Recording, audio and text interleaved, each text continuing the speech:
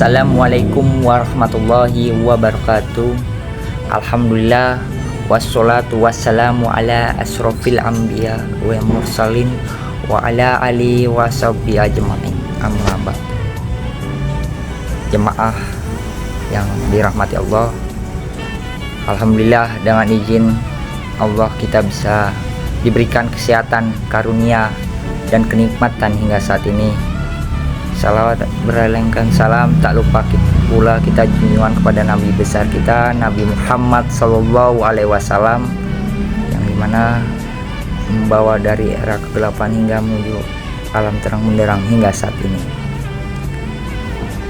Jemaah yang dirahmati Allah Subhanahu Wa Taala, ibadah puasa disyariatkan kepada umat Nabi Muhammad Sallallahu Alaihi Wasallam. Ibadah puasa diwajibkan bagi umat Islam selama bulan Ramadan pada setiap tahunnya. Ibadah puasa sejatinya bukan syariat baru. Ibadah puasa telah disyariatkan kepada umat-umat terdahulu sebelum umat Nabi Muhammad SAW.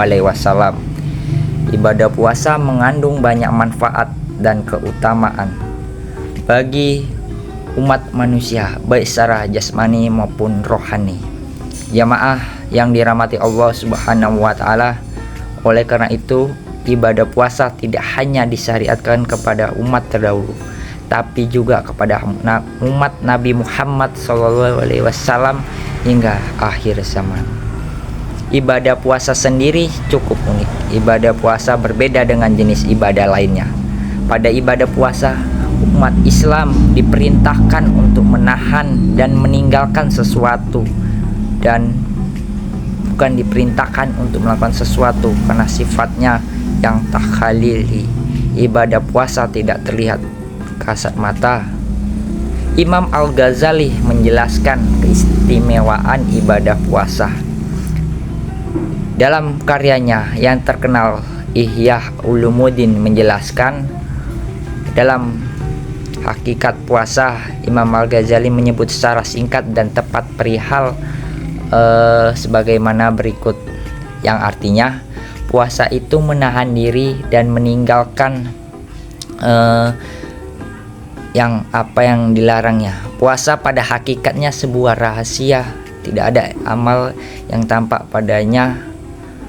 Kalau semua ibadah disaksikan oleh dan dilihat oleh makhluk, ibadah puasa hanya dilihat oleh Allah Subhanahu wa Ta'ala. Puasa adalah amal batin murni kesabaran.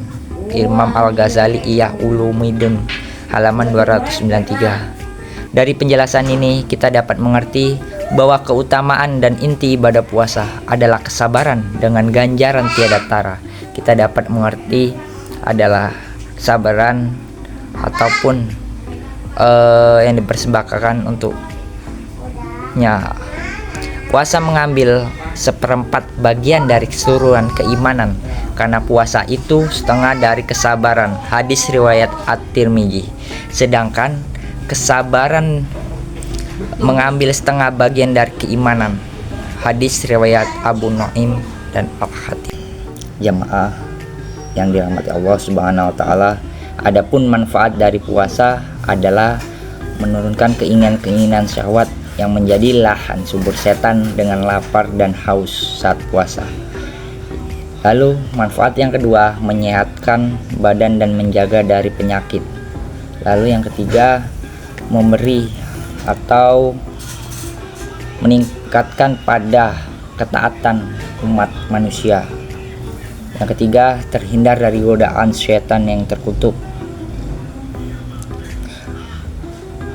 Dalam surat Al-Baqarah ayat 183, Allah Subhanahu wa Ta'ala berfirman, A'udzubillahi minasyaitonirrajim. Bismillahirrahmanirrahim.